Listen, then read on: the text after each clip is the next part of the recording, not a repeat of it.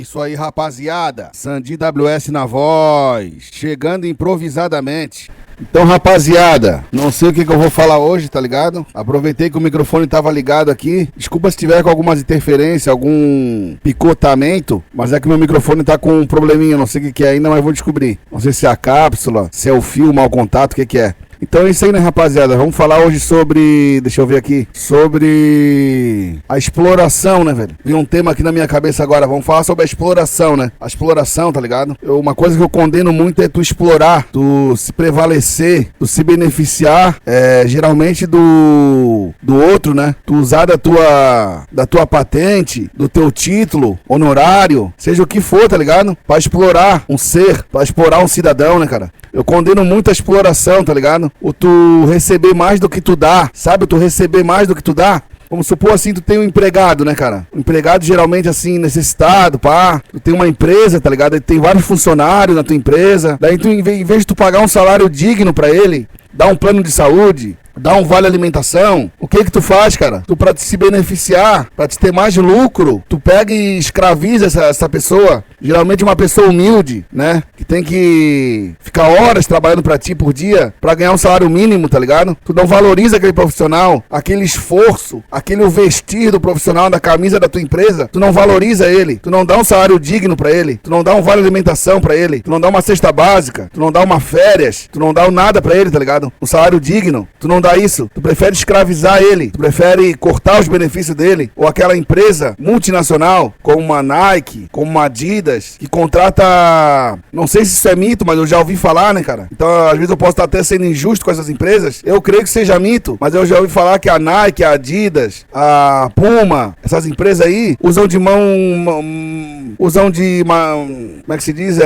Mão de obra escrava, tá ligado? Paga aqueles neguinhos da África um salário ínfimo, pra eles ficar trabalhando dias a fio, costurando o tênis deles, fazendo os panos, fazendo as coisas, tá ligado? Os tênis, as camisetas, bermuda, tudo a preço de banana, paga um salário medíocre pra essas pessoas, pra lucrar muito em cima da mão de obra escrava deles. Isso eu condeno muito, tá ligado? Daí você pensa que você tá se beneficiando. Pô, tô pagando aqui um saláriozinho pra esse miserável aqui trabalhar pra mim, ó. Dou um salário mínimo pra ele fazer um trabalho aqui que era pra mim tá dando 10 mil, eu tô dando 1.000. Ele me gera 10 mil de benefício, mas eu só pago 1.000 pra ele, tá ligado? Tô explorando aqui, sou esperto. Tô usando de mão de obra aqui escrava do meu funcionário. Daí você acha que você é esperto, né, cara? Que você é o bambambam, que você tá por cima da carne seca, né? Que você é o espertão, você é o inteligente, o foda. Mas se você desse um salário digno pra essa pessoa, cara, se você desse um vale alimentação, se você desse um plano de saúde, o que ele rende hoje, ele renderia 200% mais, tá ligado? Se tu promovesse ele, aquele teu empregado antigo, que faz um serviço bem prestado pra ti, se tu desse uma promoção de cargo pra ele, dobrasse o salário dele, ele ia se empenhar 90% de vezes mais, velho. Ele ia dar o sangue, ele ia ver que ele tem futuro, que ele pode crescer ainda mais ainda. Então ele ia ligar a força dele, o empenho dele no máximo. Ia te gerar bem mais benefício do que aquele cara que tu pega, te escraviza, o cara tá ali, tá vendo que só vai ser aquilo, não faz o serviço muito bem feito, porque sabe que tá oferecendo um serviço além do que ele é pago, então ele não rende muito, tá ligado? Ele fica depressivo, vê que tá trabalhando igual um condenado e não consegue pagar as contas, não consegue ter uma sobra, fazer uma viagem, ou proporcionar um lazer pra sua família. É só aquilo ali que ele recebe e não tem mais nada, tá ligado? Não tem uma férias, não tem um plano de saúde. Então você valoriza seu profissional, cara, que ele vai render muito mais, ele vai dar o sangue por você, se você der uma promoção pra ele, valorizar o seu profissional, tá ligado? Não fazer igual essas empresas aí que usam de mão de obra escrava pra enriquecer em cima do esforço dos outros, tá ligado? Então valorize, cara, valorize o seu profissional, o seu empregado, dê o melhor pra ele, tá ligado? Dê uma condição digna pra ele, entendeu? É isso que eu considero um patrão, uma empresa que merece evoluir na vida. Deus até ajuda, tá ligado? Um cara que honra os seus, é muito digno isso aí. Tu honrar aqueles que te favorecem, tu olhar, tu zelar, tu promover aqueles que são responsáveis pela tua riqueza, né, cara? Porque os teus funcionários, cara, os que trabalham pra ti, são os que te botam dinheiro no bolso, cara. São os responsáveis pela tua fortuna, teu lucro, pelo teu dinheiro, pelo teu capital de giro. Aquilo são eles que giram a tua fortuna. São eles que te enriquecem, cara. Como que não vai valorizar um profissional desse, cara? Como que não vai dar tudo de bom pra um fulano desse? Olha o Silvio Santos, como é que ele era com seus empregados, cara. Ele perguntava, como é que tá aí? Estão pagando certinho aí o teu vale alimentação? Estão pagando certinho aí o teu plano de saúde? Como é que é? É bom o plano de saúde que eu tô oferecendo pra você? Ele procurava saber, tá ligado, com os funcionários. E aí, tá feliz aí no teu cargo?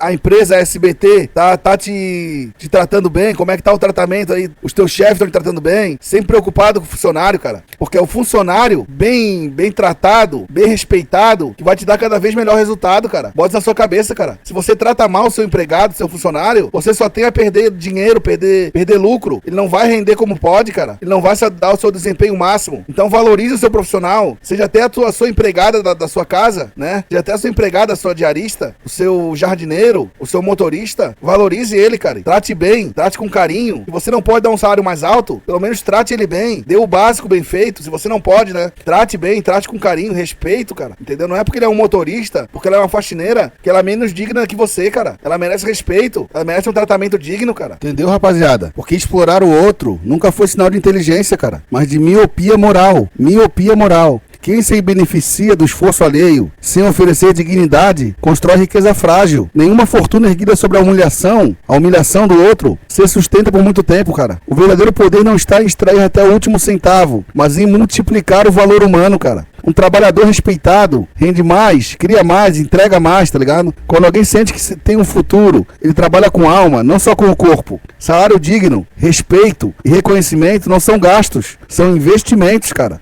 Quem trata a gente como número, recebe resultado mecânico e limitado. A exploração gera desânimo, adoecimento e indiferença, cara. A valorização gera lealdade, excelência e crescimento coletivo. O patrão que honra seus funcionários, honra a própria trajetória, porque são eles que sustentam a engrenagem, o lucro e a prosperidade. Nenhum cargo torna alguém superior em dignidade. Nenhuma função diminui o valor do ser humano. Faxineiro, motorista, operário ou executivo. Todos merecem respeito, cara. Grandes líderes entendem isso palavrinha difícil, cara. Intuitivamente, tá ligado? Por isso empresas humanas sobrevivem às crises. Por isso negócios éticos atravessam gerações. Quem explora pode até ganhar rápido, mas perde longevidade.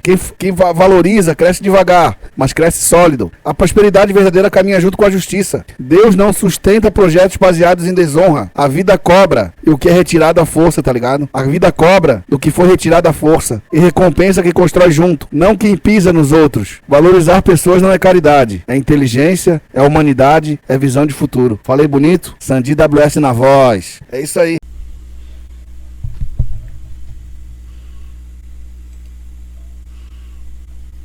Agir.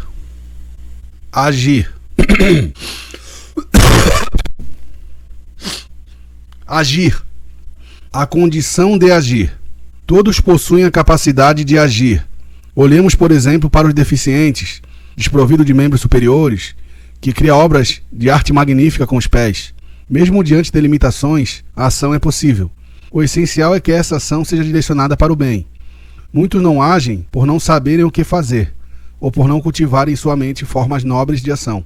O valor das boas ações. As boas ações são os únicos bens que podemos levar conosco após a morte.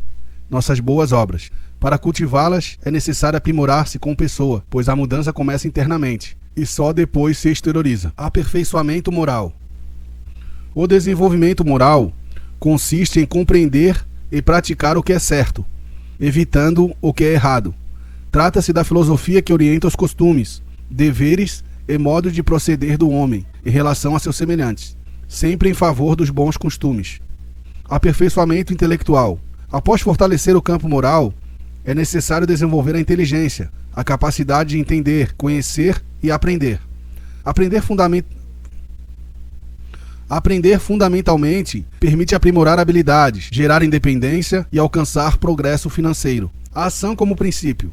O aperfeiçoamento moral e intelectual exige ação. Ler a Bíblia, obras de autoajuda e livros voltados à moralidade fortalece o caráter. Estudar e aplicar conhecimentos especializados desenvolve habilidades práticas. Por consequência, evoluímos financeiramente, colhendo os frutos que nossos esforços adquiridos com capacidade de auxiliar ao próximo. A multiplicação do bem. Sem ação não há reação. Sem reação não há resultado. Permanecer inerte impede a evolução. Ao alcançar sucesso financeiro, podemos ajudar outros por meio de doações e serviços, multiplicando ainda mais o bem realizado. Autor e voz, Sandy WS. Dever de um professor. O papel do educador, o principal deve ser de um educador é ensinar. O principal papel de um educador deve ser ensinar. Para ensinar de maneira eficaz, é necessário, antes de tudo, dominar o conteúdo que será transmitido. O professor deve selecionar os melhores livros, traduzindo seu conteúdo para a linguagem dos alunos, tornando o aprendizado acessível. Muitas obras são redigidas por autores muito cultos, com linguajar muito sofisticado, que pode dificultar a compreensão dos estudantes, se atentar para isso. Qualidade acima da quantidade. Não se trata de abarrotar o aluno com matérias, mas de assegurar que cada tema seja plenamente compreendido. Mas vale ensinar menos conteúdos de forma clara e consistente do que muitos mal absorvidos. Clareza e repetição. A comunicação deve ser pausada, clara e didática. Clareza e repetição. A comunicação deve ser pausada, clara e didática. O aprendizado requer repetição, introduzir o tema, explicar o significado de palavras complexas, exemplificar, resumir ao final da aula. E na aula seguinte, recapitular brevemente os conceitos previamente apresentados. Este é o método que garante que o aluno se situe e compreenda e evolua no conhecimento. Responsabilidade do professor. O fracasso do aluno muitas vezes reflete na incapacidade do educador.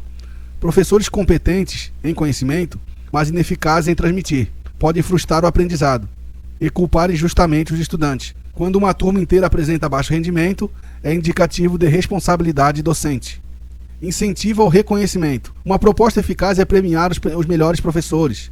Os 15 mais votados por seus alunos, em votação secreta, poderiam receber abono de 30% no salário, por bimestre.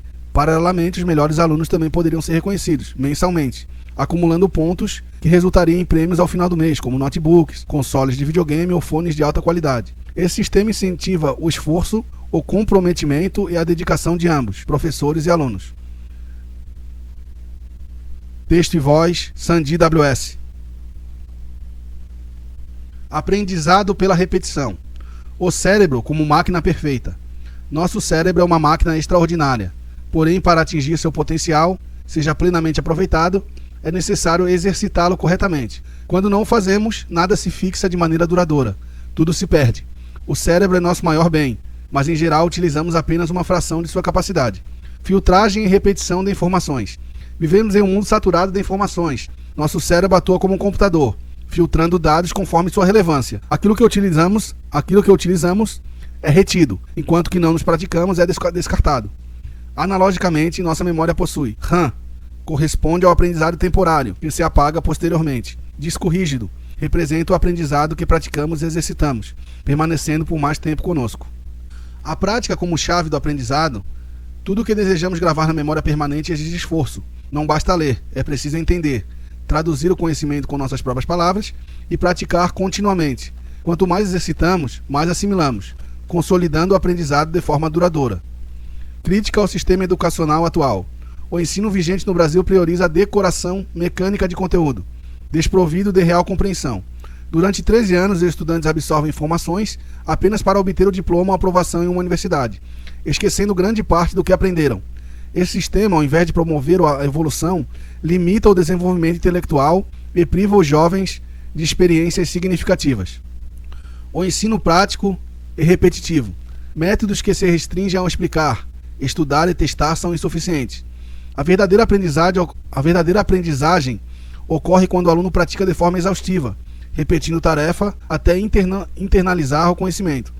A escola e o professor desempenham um papel central nesse processo, devendo capacitar-se continuamente, verificar se o método é eficaz e aprovado pelos alunos, criar identificação do estudante com a profissão e tema estudado. A repetição prática é, portanto, o caminho para o verdadeiro aprendizado. Autor e voz, Sandy WS. Acabou isso aqui, acabou. O tempo. O tempo não se refere ao clima, trata-se de nossa relação com ele e de como o utilizamos. Frequentemente ouvimos que o tempo é dinheiro, porém o tempo em si não é dinheiro, nem a essência do que é valioso. O que realmente importa é a destinação que damos a cada instante, pois é o resultado de nossas ações que produz frutos concretos. Nada ocorre de imediato. Nós mesmo levamos 9 meses para nascer, e uma oliveira demora 100 anos para frutificar. Assim, o tempo é indispensável, mas inerente se não houver ação. É mister plantar, adubar, irrigar e cultivar, para que a colheita se manifeste no momento oportuno. O uso do tempo pode favorecer ou prejudicar-nos. Um atleta de fisiculturismo com disciplina e planejamento alcança sua forma ideal. Um indivíduo negligente, sem cuidado, escolhe os efeitos adversos do mau uso do tempo. Ambos experienciam as consequências do que semearam. O cerne da questão é a perseverança. Objetivos podem demandar longos períodos para se concretizarem, e o resultado final depende do nosso esforço constante, mesmo diante de obstáculos e percalços. Síntese em 2 máximas. O sucesso é fruto da perseverança. A perseverança é aliada ao tempo. Preguiça e desistência equivalem ao fracasso, e o fracasso nasce do emprego indevido do tempo. Autor e voz, Sandy WS. O que leva um menino para o crime? A busca pelo dinheiro fácil. Muitos jovens em situação de vulnerabilidade social são atraídos pelo dinheiro rápido e ostensivo. Observam seus pares no tráfico, vestindo roupas de grife, manipulando armas e sendo respeitados no morro. A tentação do caminho mais curto para obter recursos é intensa, especialmente quando a honestidade exige tempo, estudo e dedicação para se formar ou adquirir qualificação técnica. As causas sociais e estruturais: miséria e ausência de oportunidade. Famílias que passam por necessidades básicas deixam os jovens desprovidos de alternativas viáveis. Preconceito e exclusão. Jovens negros e periféricos enfrentam barreiras para empregos decentes, sendo forçados a aceitar migalhas. O tráfico como solução imediata. O crime surge como uma alternativa racional frente à ausência de políticas públicas eficazes. Resumo parcial. O problema não nasce do caráter do jovem, mas na negligência social e econômica, onde o tráfico ocupa o vácuo deixado pelo Estado. O ciclo do crime e suas consequências. Para o jovem menor é sempre o mais punido. Apanha, tem sua droga roubada e fica devendo ao traficante. Para a família, dependência econômica do crime, risco de violência e morte prematura. Para a sociedade, reforço do ciclo da marginalização e a perpetuação da pobreza. Conclusão parcial. O crime proporciona recursos temporários, mas não oferece futuro, sendo caminho de perdas físicas, emocionais e sociais irreparáveis. Responsabilidade do governo. O Estado não é culpado pelo surgimento do tráfico, mas sim por não oferecer alternativas dignas. Falta de escola com educação de qualidade, ausência de oportunidade de trabalho para adultos e chefes de família, falta de programas de incentivo e permanência no estudo e capacitação profissional. O tráfico prospera onde a educação remunerada, a inclusão social e a oportunidade econômica são negligenciadas. Propostas e soluções. Educação remunerada. Pagamento de estudantes da rede pública conforme desempenho acadêmico, com valores depositados em uma poupança liberada apenas após a conclusão. Capacitação de adultos. Cursos, oficinas e qualificações profissionais para chefes de família das periferias. Capacitação de adultos. Cursos, oficinas e qualificação profissional para chefes de famílias da periferia. Inclusão no mercado de trabalho. Obrigatoriedade de empresas privadas de reservar vagas a cidadãos vulneráveis. Apoio social integrado. Combinação de educação, trabalho e suporte às famílias para reduzir dependência do tráfico. Síntese. Prevenção e oportunidade são mais eficazes que repressão. Oferecer caminhos dignos é a forma mais humana e eficiente de combater o crime. Considerações finais. O jovem que adere ao tráfico não escolhe o mal por natureza, mas por falta de alternativas. A sociedade e o Estado têm o dever moral de promover caminhos seguros, dignos e lucrativos para o desenvolvimento pessoal e profissional dos cidadãos. Mensagem-chave. O crime não é inevitável. Ele floresce onde a educação, a oportunidade e o cuidado social falham. Autor e voz, Sandy WS. Gratidão. Introdução. O valor do reconhecimento. A gratidão transforma o ser humano, elevando moral e espiritualmente. Muitas das conquistas atuais já foram desejos distantes ou sonhos inalcançáveis. Contudo, a posse não deve nos tornar insensíveis. Muitas das conquistas atuais já foram desejos distantes ou sonhos inalcançáveis. Contudo, a posse não deve nos tornar insensíveis, mas conscientes do valor do que temos. Reconhecer nossas conquistas e limitações é o primeiro passo para a maturidade e evolução pessoal. Gratidão a Deus e a nós mesmos. Agradecer a Deus pelo dom da vida, pela criação perfeita e pelo universo que nos circunda. Agradecer a si mesmo pelo esforço, perseverança e aprendizado adquirido, mesmo através de erros próprios ou alheios. Apreciar nosso corpo e mente, cuidar, nutrir, desenvolver e aperfeiçoar nossa máquina perfeita, resistente menos diante da adversidade, resistentes mesmo diante de adversidades. O reconhecimento deve abranger tanto a origem divina quanto o mérito próprio. A lição do livre-arbítrio. Deus não nos criou os robôs, mas seres simples e ignorantes, dotados de livre-arbítrio. Somos convidados a aperfeiçoar nossa própria essência, construindo a perfeição por meio do esforço, aprendizado e escolhas conscientes. A perfeição não é dada, é conquistada. Nossas ações refletem nossa responsabilidade diante da vida e da criação.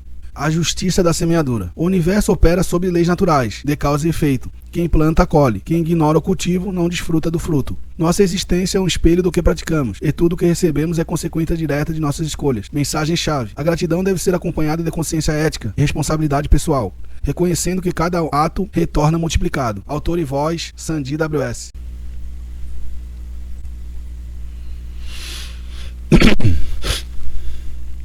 O povo tem poder e não sabe. A consciência do poder. O povo unido tem força, incontestável. Pena que muitos desconhecem o poder que detém. Se compararmos a sociedade e o governo, somos nós, o povo, que sustenta salários e mantém a máquina pública.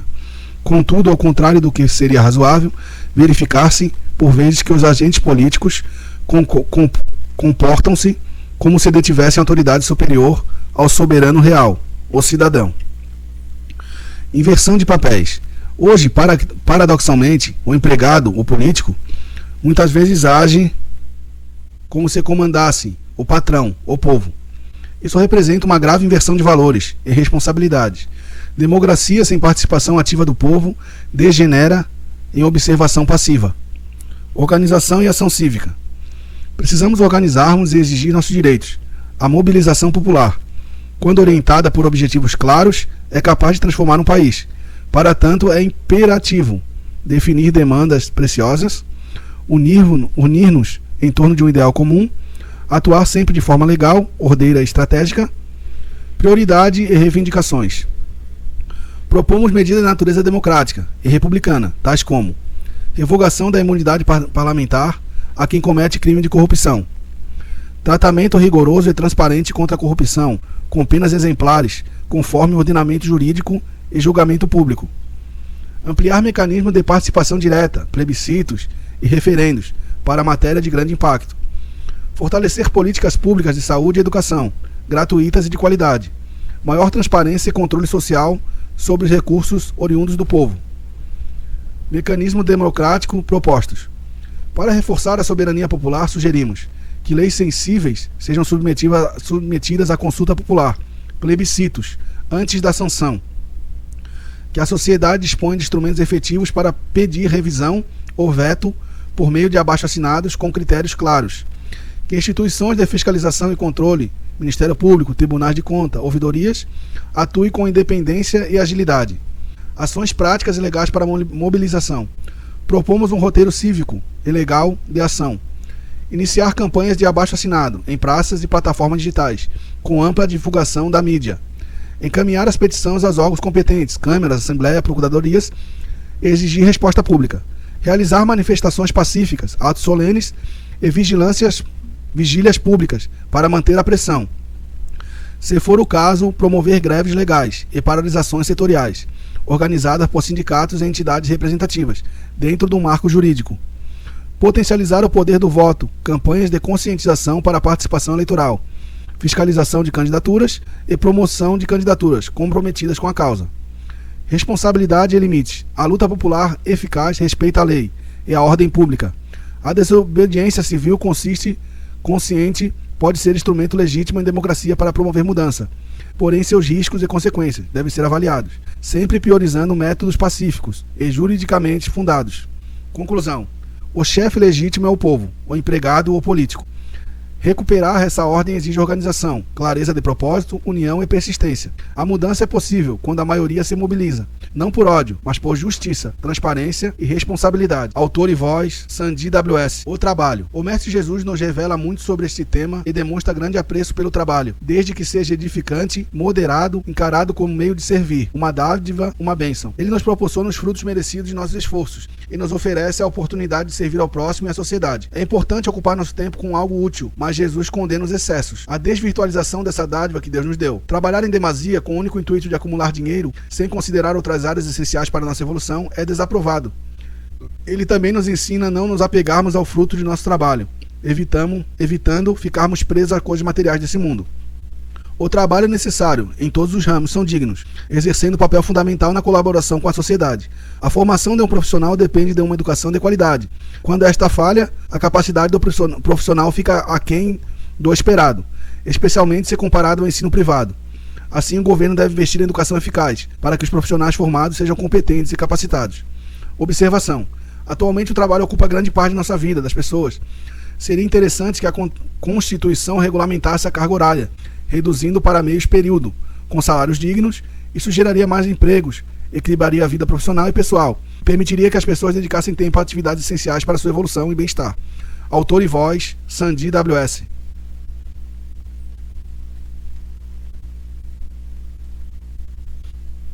Vou botar mais um aqui. Ajudar a quem precisa. Só assim podemos ajudar a nós mesmos. Introdução. Só ajudando os outros podemos realmente melhorar a nós mesmos. Essa é uma verdade absoluta. Uma pessoa que dedica seus esforços a um projeto de auxílio ao próximo tem méritos enormes em vida e, após a passagem para o outro plano, será reconhecida como alguém de valor inestimável.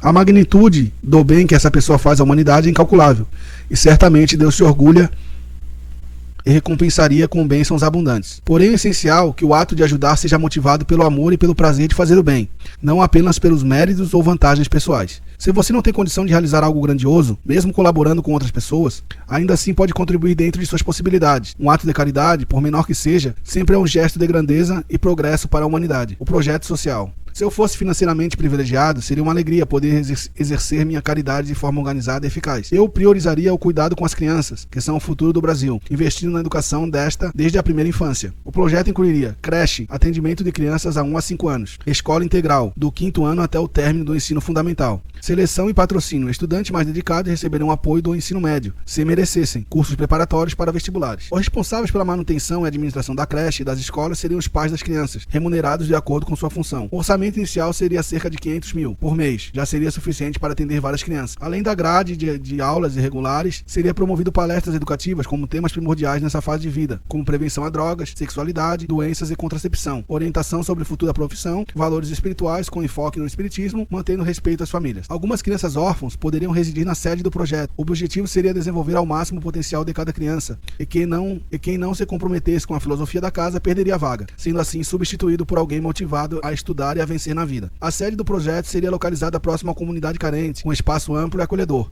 em uma construção simples, porém funcional e bonita, orçada em cerca de 5 milhões. O projeto seria implementado gradualmente, começando com a creche e evoluindo à medida que os alunos avançassem. Incentivos do governo e parcerias com empresas privadas seriam buscados para dar sustentabilidade e profissionalismo ao projeto. O objeto final é gerar frutos significativos para as crianças e famílias, proporcionando esperança e realização. Formar seres humanos íntegros, de bom caráter, academicamente capacitados, independentes e exemplo positivo para a sociedade. Seria a missão cumprida da minha vida. Autor e voz, Sandi WS. 1, 2, teste. E aí, rapaziada, Sandi WS na voz, chegando improvisadamente. E aí, rapaziada, como é que vocês estão? Tudo às pampas? Tudo tranquilo? Aqui tudo sossegado.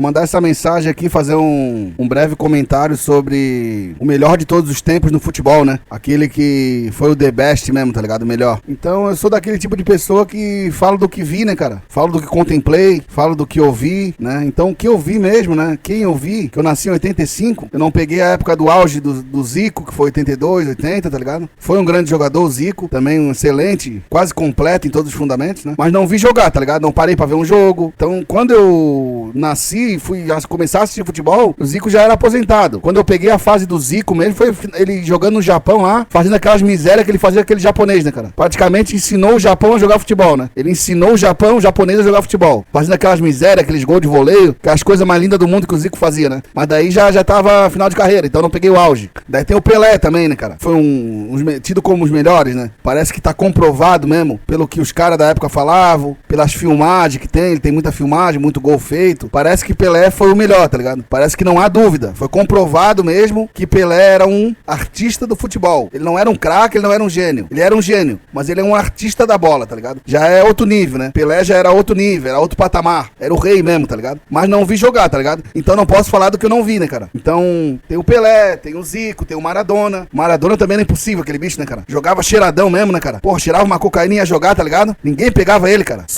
Nem com paulada pegava ele, cara. Ele fugia ele pulava por cima. Os caras iam parar ele com paulada, com voadora, com carrinho. Ele pulava por cima, cara, fugia. O cara tava tão alterado, tão cheirado, tão adrenalizado que não tinha o que parava aquele bicho, cara. Pra parar ele só dando um tiro mesmo, cara. Quando ele pegava a bola, ninguém tirava a bola do pé daquele bicho, cara. Maradona foi um dos grandes também. Depois do Pelé foi o segundo, tá ligado? Daí temos aí um cara que eu vi jogar muito, né? Na minha infância, principalmente que ele jogou muito no Flamengo, né? Que é o Romário, né, cara? Romário também foi um dos grandes, né? Levou a Copa do Mundo nas costas, trouxe o Mundial pra nós. Praticamente, se não fosse o Romário naquela Copa, nós não tinha ganho. Ele fez tudo, os gols, tá ligado? Ele fez miséria, né? Naquela Copa, acho que numa Copa do Mundo, ninguém fez mais que o Romário, né? Em termos de Copa do Mundo, né? Que é o auge do futebol. É o torneio máximo mesmo. É o auge, né? O máximo, o torneio máximo. Copa do Mundo, né, cara? Então, numa Copa do Mundo, que é o auge de um jogador, é o torneio máximo, onde tá os melhores mesmo, ele tá disputando entre os melhores. Ele tá fazendo gol, mas ele tá com o melhor zagueiro ali, impedindo ele, o melhor lateral, o melhor meio campo, tudo contra ele, os melhores contra ele. E contra os melhores, o Romário abusou mesmo, fez o que queria, tá ligado? Brincou, abusou, tripudiou, fez um espetáculo mesmo. O que o Romário fez naquela Copa de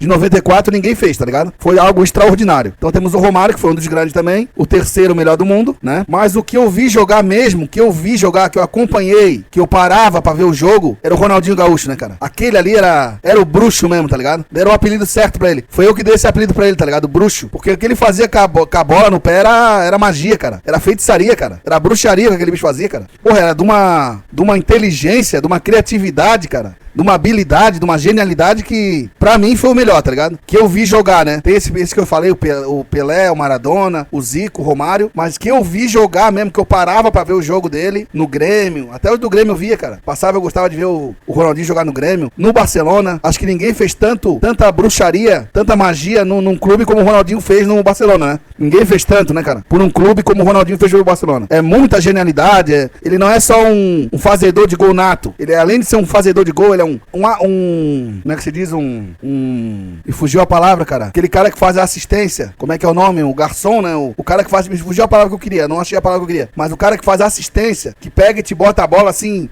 te deixa na cara do gol, assim, te dá uma jogada extraordinária que te deixa de frente pro gol, sozinho com o goleiro, te deixa na melhor condição pra te fazer o gol. Era o Ronaldinho, tá ligado? Ele jogava aquela bola por cima, aqueles lançamentos que ele fazia, que a bola caía assim na tua frente, não sabia de onde veio aquela bola, cara. Do jeito que ele batia e botava a bola onde queria, cara. Então, um exímio fazedor de gol, um exímio assistente, ninguém fazia assistência e dava passe melhor que o Ronaldinho. Isso aí já o Pelé não tem, o Maradona não tem, tá ligado? Porque eles eram artilheiros, né? Fazedores de gol. O Ronaldinho já era um jogador completo. Ele tanto fazia gol, como ele fazia assistência, driblador nato, um dos melhores dribladores que eu vi jogar. Ninguém driblou melhor que o Ronaldinho.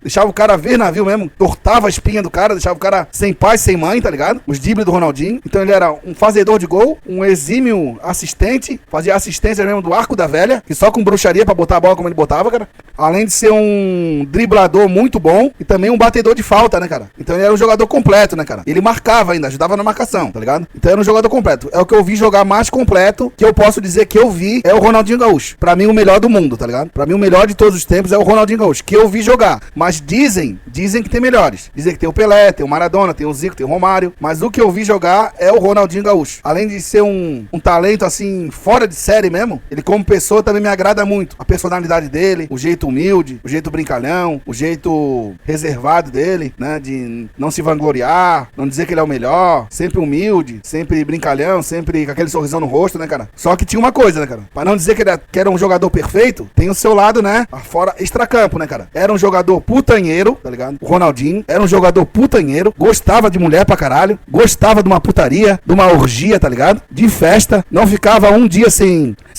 o pagodezinho dele, sem o batuquezinho dele, sem a festa dele, o social dele que chamava, né? Ó, vem aqui hoje que vai ter social aqui na minha casa. No outro dia tinha jogo, tá ligado? Então tinha treino, tinha jogo. Então ele chegava no treino, já virado da festa, nem dormia direito, já ia direto da festa, da noitada, pro treino. Então isso aí prejudicou um pouco ele, tá ligado? Mesmo ele sendo um jogador muito foda, treinava tudo, fazia certinho, mas a noite, a bebida, a putanhagem, prejudicou um pouco ele, tá ligado? Se não fosse esse, ele seria melhor ainda do que ele já é. Mas é um jogador muito completo. Mas gostava de uma putaria, era um putanheiro nato, gostava de fazer uma orgia, um sexo, muitas mulheres, muita bebida, muita festa, muita boate, muito pagode, né, cara? Gostava disso aí, né? Tava no sangue dele. Ele gostava de uma boate, de uma festa, de um pagode, tá ligado? Então foi um cara que viveu a vida intensamente, né, cara? Eu não condeno ele por isso. É um cara que fazia o dele, comparecia no que cabia a respeito, fazia os gols dele, ganhava pro time e tem todo o direito de comemorar, fazer a festa dele. Isso aí já é a vida particular particular do jogador. Era um putanheiro nato, um festejador mesmo, gostava de uma balada, de uma bebida, de uma mulher, tá ligado? Gostava, mas fazia o dele dentro de campo, né, cara? Então era isso aí, né, cara? É isso aí que eu tenho pra dizer sobre os jogadores mais foda do futebol, né? Isso aí. Então, pessoal,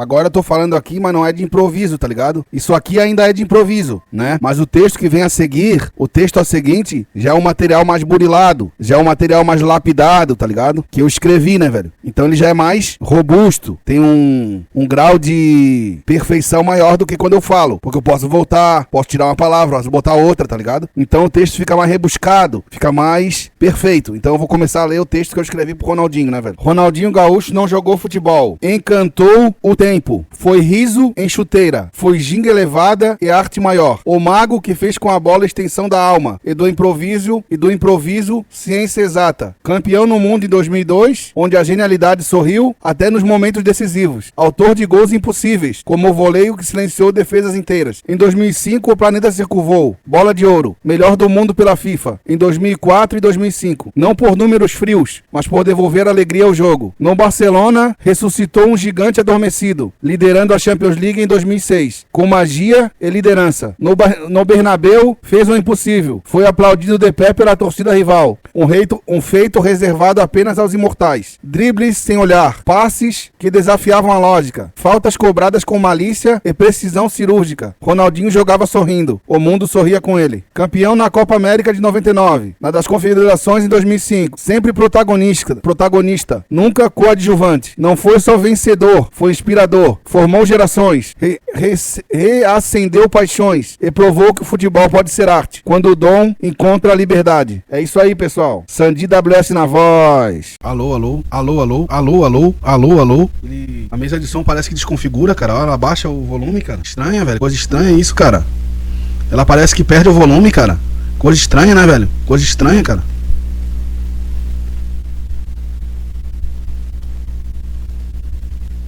Alô, alô, alô, alô, alô, alô.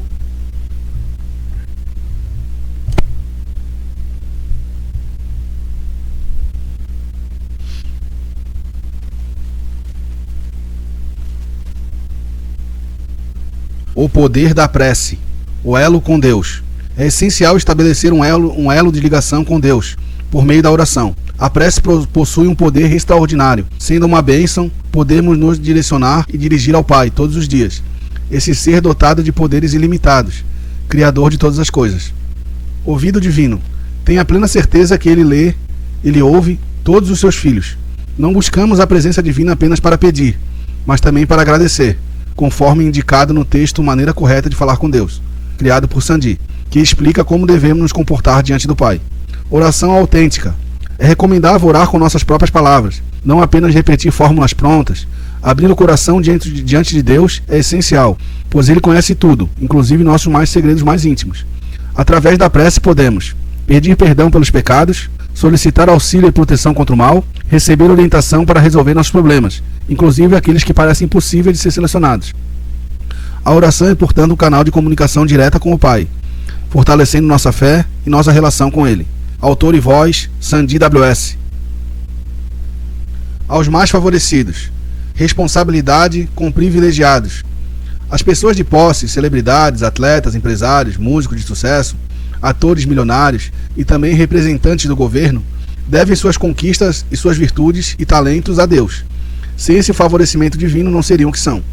Deus os privilegiou mais que outros para testá-los, observando como administrariam aquilo que receberam de graça. Ninguém leva nada deste mundo, exceto suas obras, boas ou más. Portanto, é essencial dividir o que se ganhou de graça, multiplicando o benefício através de ações justas. Investimento social. Uma forma prática de contribuir com essa responsabilidade é investir em projetos sociais no bairro onde nasceram ou em comunidades carentes, em parceria com outras pessoas bem-sucedidas, patrocínios de grandes empresas com responsabilidade social, como muitas empresas fazem, né? Livrá-los das drogas e do crime, ocupá-los com atividades úteis e educativas, proporcionar formação profissional para o futuro. O valor de transformar vidas. Há muitos talentos esperando para serem descobertos. Nada é mais gratificante do que ver o sorriso de uma criança feliz, através de iniciativas como o AfroReg, Criança Esperança, Teleton e outros projetos que oferecem esperança aos jovens. O governo e as ONGs também deve unir forças para ampliar essa oportunidade, oferecendo curso, palestra, empregos e educação, mesmo que para aqueles que não possuem talento artístico. O legado pessoal. Imagina criar uma fundação com meu nome, projetada por mim, capaz de transformar uma vida de um ser humano. É motivo de orgulho, dar uma chance, uma oportunidade, permitir que alguém evolua moral e intelectualmente, aprendendo uma profissão e se tornando um indivíduo produtivo. É uma das maiores satisfações que alguém pode experimentar. Contribuir para melhorar o mundo dessa forma é dever daqueles que receberam mais. Autor e voz, Sandy W.S. O egoísmo. Definição. O egoísmo é um sentimento ou postura de indivíduos que se preocupam apenas com seus próprios interesses, ignorando o bem-estar alheio, enraizado nas entranhas do ser humano. Constitui um verdadeiro câncer moral, fonte das mais graves mazelas e infortúnios da humanidade. Os estágios do egoísmo. Estágio 1. O egoísmo primário. Nesse estágio, o egoísmo não é amor próprio, mas uma paixão desvairada por si mesmo, que impede qualquer ação e benefício ao outro, exceto se houver retorno imediato. Tudo é feito por interesse próprio e ninguém mais importa além de si mesmo. Segundo estágio, egoísmo avançado. Irmã da ganância e rival da caridade. O egoísmo nesse nível já se nutre e se fortalece. O indivíduo passa a praticar injustiças, crimes e violência para satisfazer seus desejos, prejudicando o próximo deliberadamente. Aqui ele já não se prejudica diretamente, mas oprime e lesiona os outros para alcançar seus caprichos. Estágio 3. Egoísmo máximo. Esse é o nível mais pernicioso, aliado a da inveja e inimigo do amor. O egoísmo máximo, além de cometer todas as ações do segundo estágio, sofre e se entristece com o sucesso alheio, criando obstáculos e dificuldades para seus semelhantes, mesmo sem conflito direto, apenas pelo desejo de prejudicar e não conseguir vê-lo bem. A interconexão dos sentimentos malignos. Sentimentos como egoísmo, vaidade, orgulho, ódio, inveja e vingança nunca agem isoladamente. Um sempre desperta o outro. A inveja pode surgir do ódio, o orgulho da vaidade e a vingança de todos eles combinados. Como dominar o egoísmo? Para neutralizar esses sentimentos, reconhecer que prejudicar a si mesmo. Reconhecer que prejudicam a si mesmo. Entender que geram sofrimento e arrependimento.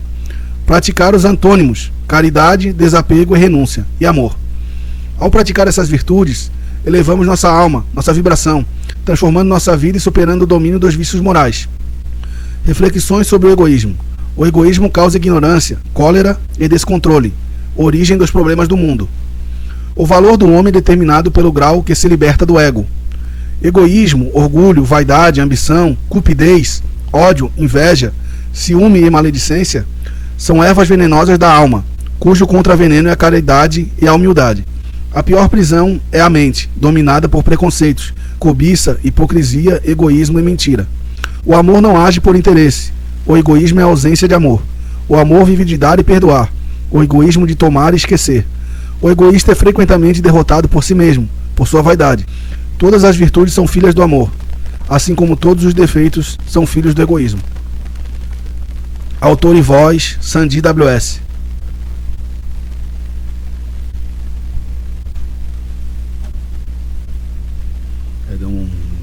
A hora do Senhor chegará, o propósito divino. A hora do Senhor não chega para o bem dele, pois é perfeito e não necessita de nada, mas para a felicidade de seus filhos, aqueles que nele creem. Considero que a chegada da nova era na Terra é necessária, pois a humanidade não pode mais permanecer à deriva. A intervenção divina objetiva preservar o planeta e impedir que o homem, se deixado ao abandono, destrua a Terra, a criação do Senhor. A separação do joio e do trigo. Caso seja o momento da separação, da seleção, a população será filtrada conforme sua conduta, garantindo que o equilíbrio e a harmonia prevaleçam. Esta justiça restauradora visa estabelecer uma nova era, em que a vida, o amor e a sabedoria conduzam o progresso humano e espiritual. Os 8 mandamentos para a nova era. Para fazer parte desta era, não devemos temer nada, além de Deus, e devemos seguir os 8 mandamentos seguintes, criados por mim. Não dar motivo para ninguém lhe fazer o mal. Não fazer nenhum mal ao outro sem motivo. Fazer o bem ao máximo de pessoas que puder. Não se eximir de responsabilidades que possam ser cumpridas para o bem de todos. Respeitar as pessoas e suas diferenças. Fazer algo útil, não para si, mas para os outros. Divulgar a palavra de Deus para que todos conheçam a verdade. Agir sempre com justiça, conhecimento da verdade e amor. Prática do amor. Fazer o bem deve ser prioridade. Gestos simples como auxiliar um vizinho, doar um alimento, ensinar algo valioso ou promover voluntariado são expressões do amor. Grandes instituições, governos e mídia também possuem responsabilidade de promover o bem coletivo, evitando omissões que geram sofrimento. Responsabilidade e consciência. Não se eximir de responsabilidades é essencial. Quem tem o poder de fazer o bem e se omite, pratica o mal. Respeitar diferenças, combater preconceitos e avaliar sempre a utilidade de nossas ações são deveres de cada um. Divulgar a verdade. Deus se alegra ao ver um filho seu descobrindo a verdade. Trazer à luz os ensinamentos essenciais da Bíblia, interpretá-los e compartilhá-los é um ato de serviço divino, complementado pelos milagres que confirmam sua presença. Conclusão. Esses mandamentos não substituem a lei de Deus, mas servem como guia para que possamos servi-lo com consciência, responsabilidade e amor. Seguindo-os, nos aproximamos da nova era, da harmonia e da verdadeira evolução espiritual.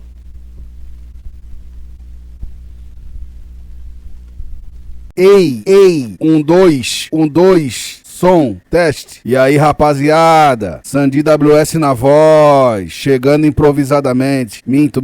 Hoje eu não vou chegar improvisadamente. Hoje eu vou chegar com uma oração, tá ligado? Uma oração redigida. Eu redigi uma oração. Primeiro eu fiz a oração a Deus, né? E gostei muito da prece, então eu resolvi sintetizá-la, né? Pegar aquela inspiração que eu tive, daquela oração que eu fiz, eu resolvi botar no papel. E o meu texto, tu sabe que é redondinho, né? Tu sabe quando eu paro pra escrever, desce uma inspiração de Deus e o bagulho sai redondo, sai perfeito mesmo. Então vamos ao texto. Senhor, magnânimo Deus, longe de mim levantar queixa contra o provimento que derramas sobre mim. Longe de mim murmurar contra o pão que me concedes, ou contra o ar que me permite respirar. Mas no silêncio do meu espírito, ouso avaliar a vastidão do meu plantio. Não apenas o financeiro, que os homens tanto veneram, mas o plantio invisível, o que não se mede em cifras. O que não sabe em planilhas, o que não se sabe em planilhas, nem se registra nos livros do mundo. Avalio a qualidade de vida que semeei em outros, a utilidade pública dos meus atos, o impacto moral que ecoou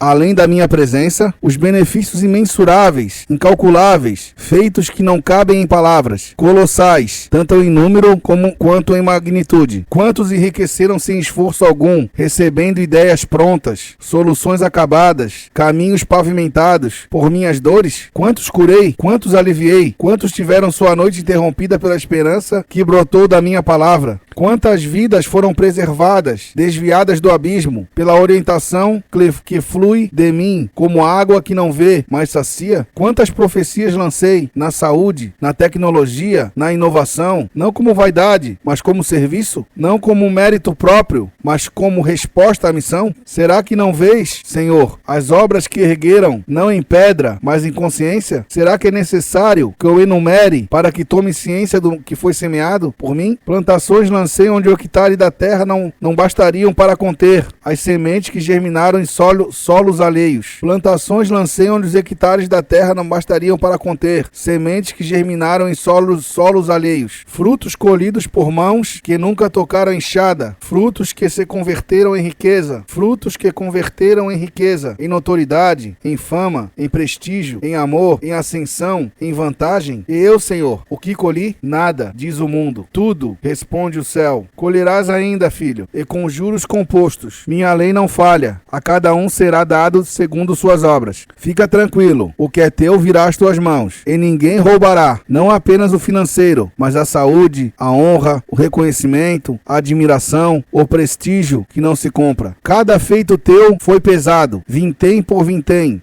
gota por gota, sacrifício por sacrifício. Nada se perdeu, nada caiu no esquecimento do Eterno. Tudo retornará multiplicado, porque tua semeadura foi larga, e tua entrega foi inteira. E ainda assim, Senhor, não reclamo da missão que me confiaste. Sou grato a ela, ainda que doa. Mas ouso perguntar, não por soberba, mas por perplexidade de alma. O que fizeram esses seres humanos para merecer me ter? O que realizaram para receber tamanho benefício? O que produziram para usufruir de uma dádiva tão grande? verdade, quanto a acessar a minha mente, minha visão, meus pensamentos, minha criação, alguns tão inferiores em moral e discernimento, o que fizeram de tão elevado para se beneficiar de algo que não construíram? Esclareça-me, Senhor, elucida-me, onde está o mérito deles? Filho, escuta a minha voz, não foi por merecimento deles, mas por tua escolha. Foste tu que pediu essa missão, foste tu que decidiu se doar, tu não vieste por acaso, vieste para acelerar o processo, para condensar séculos em décadas, para empurrar a humanidade 100.000 anos à frente, em apenas 100. Tua passagem não foi comum, te ter é privilégio, te ouvir é graça. Muitos não merecem sequer escutar a tua voz, mas porque perdiste essa missão, não te preocupes, estou contigo. Temos um mundo a reconstruir, nada te faltará, tudo será suprido, tudo te será restituído. Então eu escrevi 2 tratamentos, né? Que eu escrevo, né? Eu escrevo, dou o primeiro tratamento, dou o segundo, dou o terceiro, né? Cada tratamento o texto vai ficando mais aperfeiçoado, com melhor vislumbre, né? Ficar com mais rebuscado, com mais polido, tá ligado? Só que eu não vou ler os outros tratamentos, eu vou deixar nesse primeiro tratamento, mas eu dei até o terceiro tratamento. Ficou ainda mais lapidado que isso, tá ligado? Mas eu vou deixar nesse, porque eu não tô encontrando os outros, mas esse aí tá bom, falou. Sandy WS na voz. Ei, 1, 2, 1, 2, som. É isso aí, rapaziada. A fita é nóis. Sandy WS na voz. Vou chegar agora com uma oração, né, velho? Fiz 2 orações, pá. Daí uma eu já gravei, né? E a outra eu vou gravar agora. Oração que eu fiz com as minhas palavras de improviso. E depois gostei da oração e resolvi redigi-la, escrevê-la, passá-la para o papel, né? Então captei aquela síntese de informação que eu fiz diante de Deus, diante de Jesus, diante de Arcanjo Miguel e todas as falanges do bem e até do mal, e resolvi passar pro papel. Então peguei aquela inspiração que eu tive com as minhas palavras no improviso e agora passei pro papel, que quando eu passo pro papel daí fica mais refinado, mais aperfeiçoado, né? Então foi nesses termos: oração de entrega e dependência. Deus, eu sou pequeno, falho e imperfeito, sou limitado, frágil e cheio de arestas, e ainda assim sou exatamente do jeito que te apraz. Sou aquele que quem ninguém espera nada, aquele que muitos desprezam, aquele que é julgado pelo seu estereótipo, pela sua aparência, pela embalagem que os olhos humanos insistem em avaliar. Mas tu, Pai, não sondas a aparência, tu sondas o coração. Foi assim com Moisés, tímido, inseguro, fugitivo, que tornou-se libertador de uma nação inteira. Foi assim com Davi, o menor da casa, esquecido no campo, que derrotou o gigante, venceu todas as batalhas que travou e reinou absoluto. Não por força própria, mas porque tu assim determinaste. Foi assim com José, vendido como escravo, lançado à prisão, humilhado e esquecido, que de presidiário foi erguido como governador do Egito. Não por mérito próprio, mérito humano, não por capacidade própria, mas porque tu quiseste, Pai, porque tua vontade prevalece acima de tudo. Por isso, diante de ti, eu não peço fardos leves, mas ombros fortes. Não peço riqueza, peço sabedoria, para lidar com aquilo que me confiares. Não peço vitória sobre meus adversários, peço amor no coração até mesmo pelos meus inimigos. Posso sentir tua destra repousando sobre minha cabeça, posso perceber tua mão escrevendo meu destino, com a pena da eternidade. Não sou digno de tua bondade, não sou digno de tua misericórdia, mas quem sou eu para contrariar tua vontade soberana? Eis-me aqui, Senhor, pronto para o que vier. Entrego minha alma, entrego meu corpo, entrego minha história a teu bel prazer. Faz de mim o que desejares. Tens um ambiente perfeito, tens um cenário propício e tens o servo disposto. Molda-me, lapida-me, escreve o roteiro da minha vida com tua própria mão. Guia-me pelas veredas que escolheres, ainda que não sejam fáceis, ainda que atravessem vales, ainda que passem por desertos. Eu abro mão da minha vontade para fazer a tua. Renuncio aos meus planos para viver os teus desígnios. Eu não te mereço, Pai, mas quem sabe um dia, pela tua graça, eu posso honrar minimamente o privilégio de servir. Tu que num piscar de olhos contempla a eternidade, que vês o futuro dos mundos como quem folheia um livro. Tu que criaste tudo o que existe e mantém o universo em perfeito sincronismo. Tu que entregaste teu Filho unigênito para salvar a humanidade caída. Pai, ergue-me, endireita-me, fortalece-me. Tem misericórdia do teu servo, desse pequeno verme que vos fala, tão dependente de tua graça, tão necessitado do teu cuidado. Foste muito generoso comigo. Conceda-me a oportunidade de retribuir, ainda que seja impossível. irretribuível a dádiva da vida. Que eu seja um testemunho vivo da tua grandeza. Que através de mim, através das minhas atitudes, através do meu exemplo, outros possam enxergar a tua face. Que eu diminua e tu cresças. Que eu desapareça e tua glória manifeste. Pois nada sou sem ti, Pai. Nada posso sem ti. Faz de mim barro em tuas mãos. Quebra-me, se for preciso. Refaça-me, se necessário. Perdoa-me, Senhor, assim como perdoa meus inimigos. Eles sabem o que fazem, mas estão submersos às paixões, às más paixões, fruto da ignorância que cega e escraviza. Permite que até mesmo eles sirvam de degraus para a minha subida e força matriz para a minha ascensão espiritual. Faz de mim a tua vontade, pois tu tens as rédeas da minha vida. Eu me entrego totalmente em tuas mãos, sem reservas, sem medos, sem condições. Obrigado por tudo. Obrigado até mesmo pelo que não compreendo. Obrigado até pelo que dói. Eu vos amo, Pai, mais do que tudo.